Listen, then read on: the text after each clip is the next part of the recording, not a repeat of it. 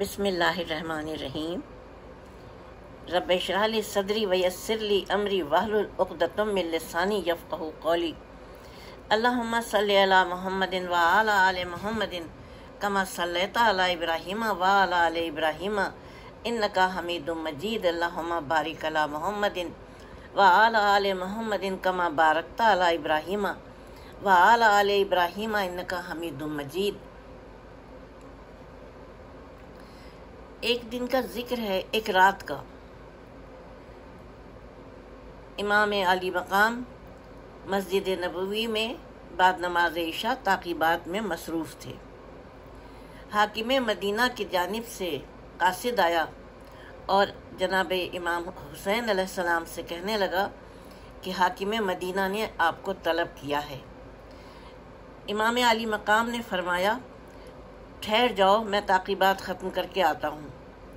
वो चला गया। कासिद फिर थोड़ी देर में आ गया और उसने कहा कि हाकिम फ़ौरन बुला रहा है।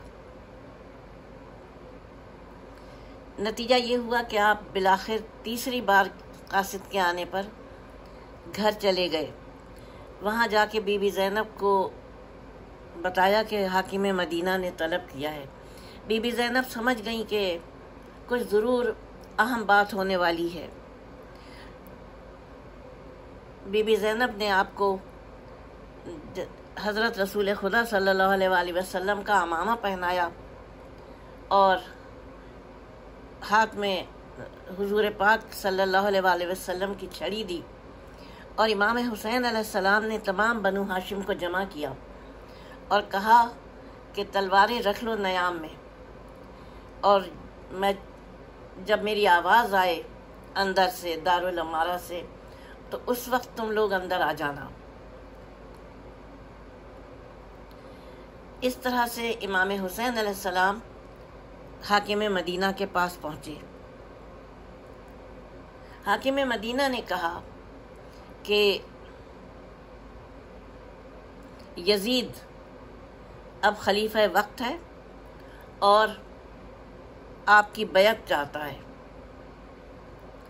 इमाम हुसैन अलैहिस्सलाम को शदीद जलाल आ गया। इमाम हुसैन अलैहिस्सलाम ने अपने गुस्से को ज़ब्त किया और कहा कि ये रात का वक्त है, कल सुबह दिन के टाइम पर मैं आऊँगा, उस वक्त फिर पहले तुम अमीर शाम की वफ़ात का ऐलान करना, फिर मैं बात करूँगा। आप ये कह के पलटे थे कि जैसे ही आपने ये अल्फाज कहे वैसे ही उसकी आवाज़ गूंजी हाकिम मदीना की कि हुसैन को जाने नहीं देना, सर कलम कर दो। आपको जलाल आ गया और आपने बुलंद आवाज़ में कहा कि है कोई ऐसा जो इस वक्त मुझे कत्ल कर सके। आपकी आवाज़ बाहर गई और बनी हाशिम दरबार में आ गए। आपने बनी हाशिम को कहा कि हम लड़ने नहीं आए हैं, चलो मैं साथ चल रहा हूँ। और आपने जब कदम बढ़ाए तो आपको आवाज़ आई कि अगर आज नहीं बैत की हुसैन ने तो फिर कभी नहीं करेंगे। आप चले आए घर और आके आपने जनाब अब्बास अलैहिस्सलाम से और हज़रत अली अकबर से कहा, अमारियाँ तैयार करो, सफ़र का सामान तैयार करो, अमारियाँ सुबह फजर के बाद चलेंगी। जनाब अब्बास अलैहिस्सलाम और जनाब हज़रत अली अकबर ने कूच की तैयारी की और इमाम हुसैन अलैहिस्सलाम कब्र रसूल सल्लल्लाहु अलैहि वसल्लम पे गए। वहाँ जाके अपने आप को आपने बहुत गिरिया किया।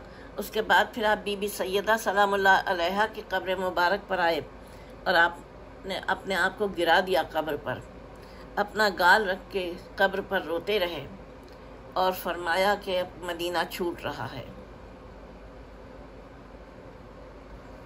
सुबह हो गई और फजर के वक्त से अमारियाँ तैयार की जाने लगीं।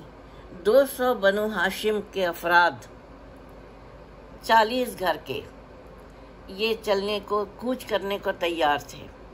लेकिन वहीं पर बीबी सुगरा एक हुजरे में बैठी थी, अपने हुजरे में, और रोए जा रही थी, क्योंकि इमाम हुसैन अलैहिस्सलाम हर एक से कह रहे थे चलो चलने की तैयारी करो। इमाम हुसैन अलैहिस्सलाम ने सदर दरवाजे के पास अपनी कुर्सी रख ली थी, आप उसी पे तशरीफ़ फरमा थे। कूच के लिए हमारियाँ तैयार थीं कि इतने में बीबी ज़ैनब सलामुल्लाह अलैहा बीबी सुगरा के हुजरे में आई रुखसत के लिए। तो बीबी सुगरा ने आपका इबा का दामन पकड़ लिया और इबाया का दामन पकड़ के कहने लगी, फूफी अम्मा, मैं एक से कह चुकी हूँ लेकिन कोई मेरी बात नहीं सुन रहा है। बाबा से कहिए मुझे भी साथ लेके चले।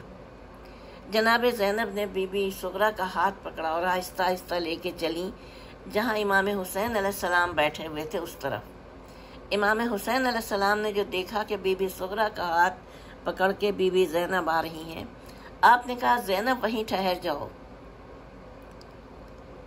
बीबी ज़ैनब वहीं ठहर गईं और फिर इमाम हुसैन अलैहिस्सलाम की नसीहत के मुताबिक बीबी सुगरा को वापस अपने हुजरे में ले आईं।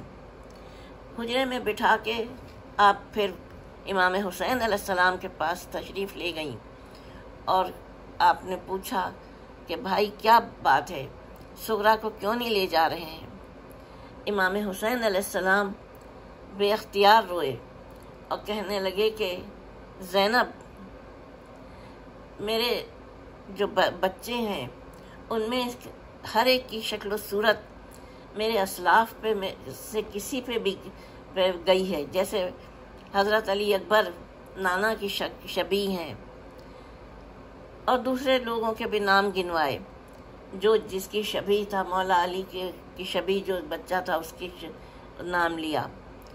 फिर आपने फरमाया कि बीबी फ़ातिमा सुगरा जो है, फ़ातिमा सुगरा मेरी माँ फ़ातिमा ज़हरा की शक्ल पर है।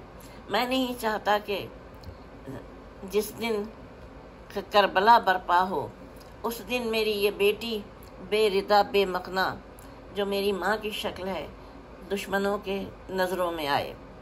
और ये कह के आप ने कूच का हुक्म दिया अमारियों की, और बीबी सुगरा वहीं अपने हुजरे में बैठी रोती रह गई और काफिला रवाना हो गया। इस जाका सफ़र का अंजाम तो आप सबको मालूम है, लेकिन बीबी सुगरा को क्या हुआ, वो हर रोज़ ख़त देखती थी। कासिदे करबला एक सफ़ेद कबूतर अल्लाह ताला ने मुकर्रर किया था, वो सुबह को ख़त ले जाता था बीबी सुगरा का और इमाम हुसैन का जवाब लेकर आता था। लेकिन फिर ये हुआ कि कबूतर उस दिन आया, बीबी सुगरा का ख़त भी ले गया, लेकिन इमाम हुसैन का जवाब नहीं आया। शाम हो गई। जिस वक्त दोनों वक्त मिल रहे थे उस वक्त सफ़ेद कबूतर मुंडेर पे आके बैठा, फिर आंगन में उतरा और आंगन में उतर के उसने अपने पर फड़फड़ाए। बीबी सुगरा ने देखा, उस वक्त वो कोई ख़त नहीं लाया था, लेकिन उसके परों से इतना खून झड़ा कि आंगन सुर्ख हो गया। उसके बाद उसने पर फड़फड़ाए और वापस चला गया। बीबी सुगरा समझ गई कि उसके बाबा दुनिया में नहीं रहे, उसका ख़ानदान दुनिया में नहीं रहा। उस वक्त बीबी उम्मे सलमा ने देखा वो मट्टी जो रसूल खुदा ने दी थी बीबी उम्मे सलमा को, और रसूल खुदा सल्लल्लाहु अलैहि वसल्लम को वो मिट्टी दी थी हज़रत जिब्राईल अमी ने, वो मट्टी सुर्ख हो गई थी। और बीबी उम्मे सलमा भी गिरिया करने लगी बीबी सुगरा के साथ कि करबला बर्पा हो चुकी, शाम गरीबा आ चुकी, इन्ना लिल्लाहि व इन्ना इलैहि राजिऊन।